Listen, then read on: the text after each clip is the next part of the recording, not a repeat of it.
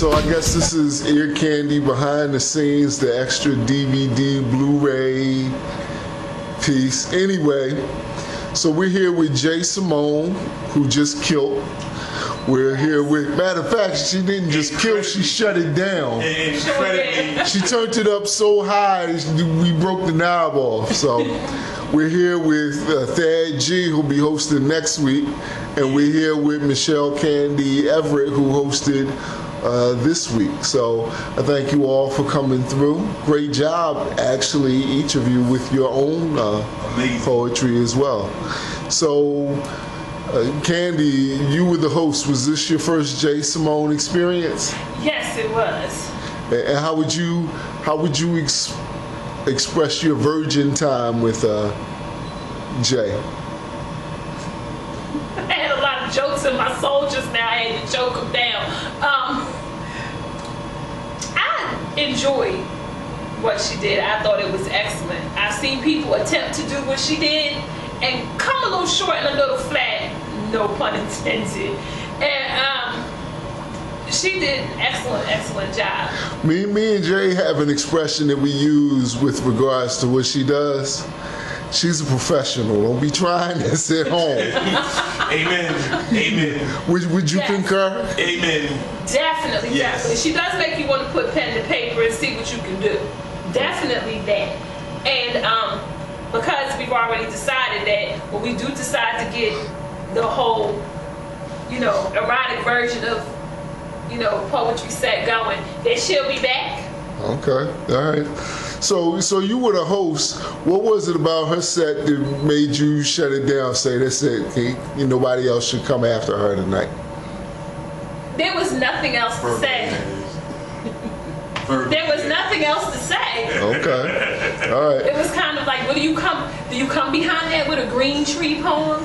I love life poem and he beat me down poem. What do you do besides get your bag and go home and find your man?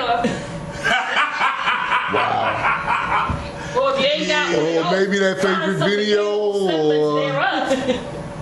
Okay, all right. So Thad. Yes, sir. Did you have a good time tonight? Definitely a good blue moment. A good blue moment. A good blue moment in every way and sense of the word. Okay, all right. And next week it's on you. So how do you think Michelle did? Was this your first time hosting a poetry set? Yes. Okay. So how do you think Michelle did? From the door, wonderful. I mean, come on, it's a certain attitude you gotta have, and you gotta have fun, like I always say. But when you can get the crowd in, it breaks the ice. And then on top of that, when you get a common ground where everybody can relate, it just makes a hot session, period. Yeah. I liked it because she owned it. She didn't come up like she was a new jack. No. Definitely she gets props because it's like when you come in and you command the whole place and you automatically hit it off from right from the gate. You just have fun. Yeah. That's what you're supposed to do. I was trying to get my mix on. She came up next to me like, it's 7, dog. It's time to roll. Nah, man, it's I heard she got the brass knuckles in her pocket, so No, I keep them in the bottom of my purse. See, I grew up with her. So I already know. So when she said it's 7, it's time to roll. It's time to go. We roll. Okay. Jay Simone, aka Hercules. And Sunshine. Yeah. 3 or 4 guys who were here got on their cell phone and said, hey, Lily, put your mother on. Yeah, how you doing, Donna? I ain't never coming back home. Goodbye. See, a lot of people, that's why we're going to have to, I encourage you to come out. That's how I'll say it like this. When this video comes out and you see this, and we're urging you to come out, you do not realize what you have just missed verbally and poetically. You just don't know what you missed. I would strongly say come out and enjoy this. Get get a couple of friends and y'all posse up and come on down and enjoy this because this is going to be fun. I'll be hosting the next one, so we going to act the fool. Yeah. Oh, true. Jay. Okay, so you heard what Michelle said as far as a lot of people or other people have tried to do what you do and have come short. I've told you this one-on-one a number of times. What's your take on the situation? Well, I appreciate the compliments. Thank you very much. I've done a lot of erotica shows, so I've heard the same thing. And sometimes people, it doesn't sound authentic or genuine. And I think that's probably where a lot of the issues come from, because most of my art is. And so I love what I do. Do you think people are scared to go to that, I won't even say dark side because there's a lot of light, but do you think people are scared to go there? I think they are. I think a lot of females, in particular, if we're going to just separate it by gender, a lot of females do very soft, sensual poetry, when sometimes they know they like to get it in hard, but they don't write that, and it never comes across that way. And then you have males who just write really hard, aggressive poetry, and most women want to hear more sensual poetry from a male, but they haven't reached the point in their lives even that they can properly express that, and so it doesn't come across. Okay. All right. So, not that you have a secret, but what's your approach to the whole grown folks thing? I don't like the term erotica for some reason. A lot of people don't. I love the term. Okay. But I usually imagine a scene and then I describe it poetically. So. Okay. That's what it is. When I teach classes, I do the same thing. I tell them that, just imagine something, a moment in time. I do that for everything though. I mean, no matter what it is, if you're doing a dark poem, then imagine that moment in time and describe it without using all of the words. Right. Yeah. Let's clear the record or get the record straight about something else with regards to Jay Simone too. And I don't want to take away too much of the mystique because that's how you make your money, boo boo. But Jay Simone came and did a poem about uplifting black men and uplifting black women. Yes. I forget the other poem that you did, but it ain't like Eddie Murphy said, it ain't like you just came out here and said flim flam fluff with big black stuff. But a lot of people don't even know I do anything else. And I think that's amusing. I have two completely different worlds.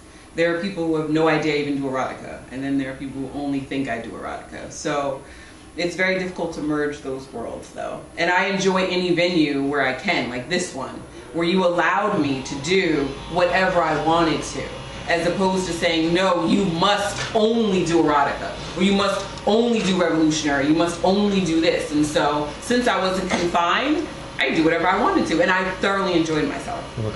Did you touch everybody you wanted to touch? I sure did. I mean, I could have rubbed on a few more people, but hey.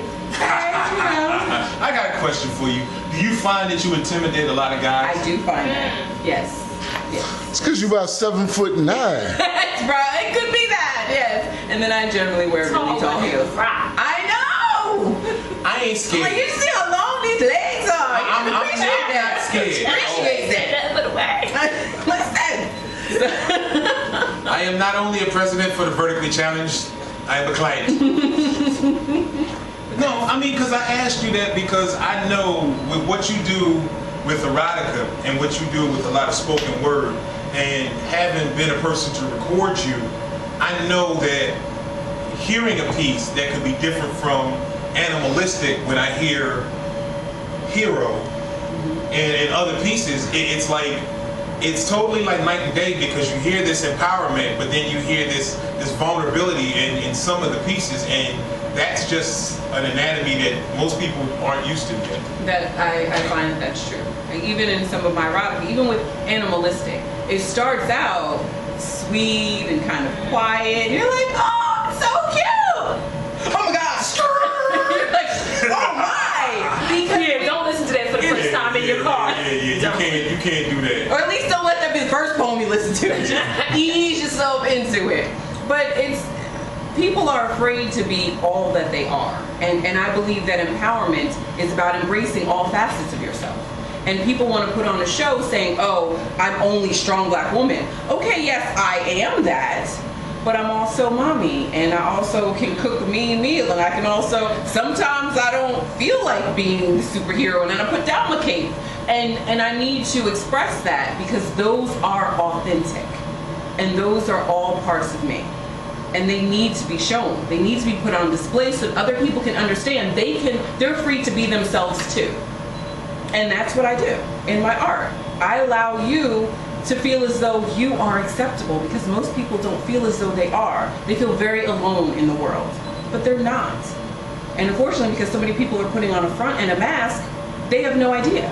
So I show them. That's what I do. Great. Kudos. Okay. Kudos. Okay, I have a question too. Do you feel like we talked about this with Raymond earlier, is that whole idea of is spoken word poetry, is poetry spoken word, and that kind of thing. And I kind of feel like, because I'll be the first to say, there's a certain length and a certain rhythm to spoken word that I don't necessarily think my work epitomizes. Some of my stuff is only a sentence, so it's not proper to really kind of present more than, like I did with the other poem, as almost a novelty or something in you have to sit down and read it. Do you feel like sometimes they're trying to put you in a box? Like you said, some people have no idea you're doing a ride.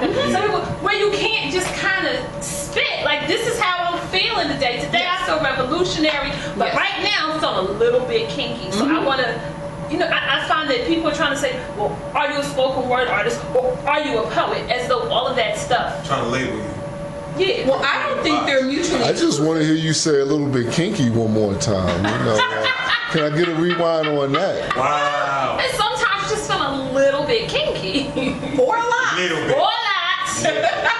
I was like, I run the gamut. I don't think you can, I mean, personally speaking, I don't think you can really put it in a box, because it's supposed to be about self-expression in the first place. So it's like you want to do, if they're used to you doing, serious pieces all the time, then it kind of takes them by surprise if you're doing like a strong erotic piece, or, or we'll say a blue piece or a romantic piece, or something that's going to catch them where it's going to raise an eyebrow, and they just look at you like, wow, really?